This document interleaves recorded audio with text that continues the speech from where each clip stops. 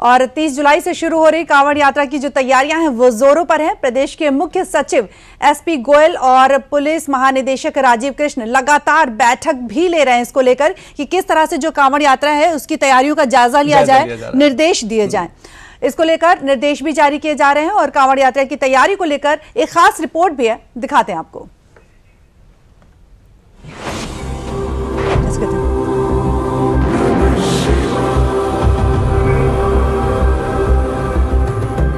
कांवड़ यात्रा करीब है और तैयारियां तेज। 30 जुलाई से शुरू हो रही कांवड़ यात्रा में श्रद्धालुओं और आमजन दोनों की सुविधाओं को ध्यान में रखते हुए इस बार विशेष यातायात और सुरक्षा व्यवस्था लागू की जाएगी। प्रदेश के मुख्य सचिव एसपी गोयल और पुलिस महानिदेशक राजीव कृष्ण ने उत्तर प्रदेश, दिल्ली, उत्तराखंड और हरियाणा के अधिकारियों के साथ मेरठ में कमिश्नर कार्यालय सभागार में करीब 2 घंटे तक कांवड़ यात्रा की तैयारियों की समीक्षा की। आमजन को राहत देने के लिए बैठक में क्या क्या कदम उठाए जाने का निर्णय लिया गया है, उस पर नजर डाल लेते हैं। यूपी के मुख्य सचिव और डीजीपी ने कांवड़ यात्रा को लेकर की समीक्षा बैठक। दिल्ली सहारनपुर इकोनॉमिक एक्सप्रेसवे और गंगा एक्सप्रेसवे के संचालन को लेकर विशेष प्लान। कांवड़ यात्रा को देखते हुए इन मार्गों पर खास ट्रैफिक प्रबंधन योजना तैयार की गई है, जिसकी जानकारी समय से जन सामान्य एवं कांवड़ संघों तक पहुंचाई जाएगी। किसी भी संभावित अवांछित गतिविधि की रोकथाम के लिए अभिसूचना तंत्र को सक्रिय एवं सतर्क रखने पर जोर।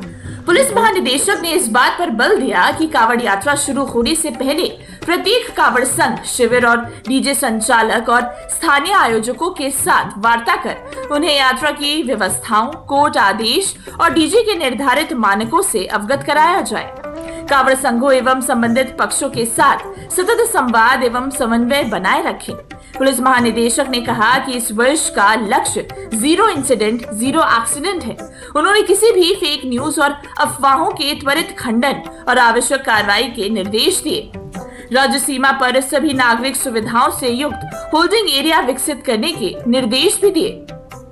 जैसा कि आपको मालूम है कि बहुत शीघ्र कांवड़ मार्च शुरू हो रहा है और जो हमारे कांवड़िए हैं उन्होंने ऑलरेडी जल लेकर के अपना मूवमेंट शुरू किया है, अपनी यात्रा शुरू की है। दिल्ली के और राजस्थान के वरिष्ठ अधिकारियों के साथ इस बारे में समन्वय बैठक की गई, जिसमें सभी अलग अलग प्रदेश के जो कांवड़िए यहाँ पर आते हैं, हरिद्वार तक जाते हैं, वहां से जल लेते हैं और जल लेकर के अपने अपने गंतव्य स्थानों पर जाते हैं, तो उनके लिए क्या समन्वय की व्यवस्था हो, जिससे कि इस धार्मिक यात्रा में कोई असुविधा ना हो और साथ ही साथ जो नागरिक हैं हमारे, उन नागरिकों को भी कोई असुविधा ना हो। इस बारे में विस्तृत विचार विमर्श किया गया, जो आवश्यक दिशा निर्देश थे वो दिए गए।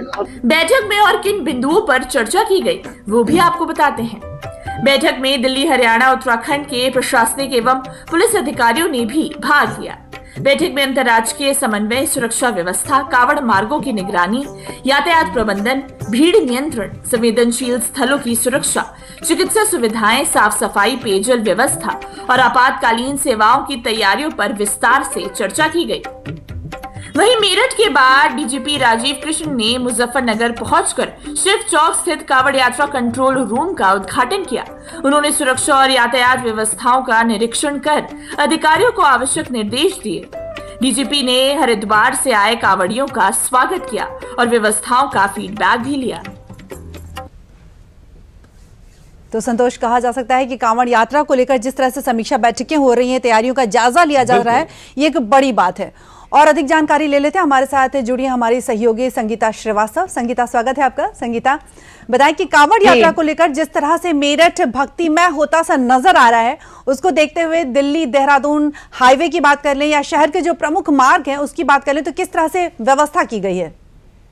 हालांकि जो कांवड़ यात्रा है, सावन जो शुरू होने वाला है वो 30 तारीख से शुरू होने वाला है और 30 से 11 तारीख को जलाभिषेक होगा। लेकिन क्योंकि मेरठ एक ऐसा रास्ता है जहां से अलग अलग राज्यों को लेकर कांवड़िए निकलते हैं, तो पुलिस प्रशासन ने जो व्यवस्थाएं हैं वो चाक चौबंद शुरू कर दी है और हाईवे पर कांवड़ियों का जत्था निकलना शुरू हो चुका है। और डीजीपी और मुख्य सचिव ने खुद मेरठ में आकर जो सीमावर्ती राज्य और क्षेत्र है उनके अधिकारियों से के साथ बैठक करके दिशा निर्देश दिए हैं कि इस कांवड़ यात्रा में कोई भी चूक बर्दाश्त नहीं की जाएगी। उसके लिए स्पेशल ट्रैफिक प्लान तैयार किया गया है और सोशल मीडिया पर और लगातार मॉनिटरिंग की जा रही है।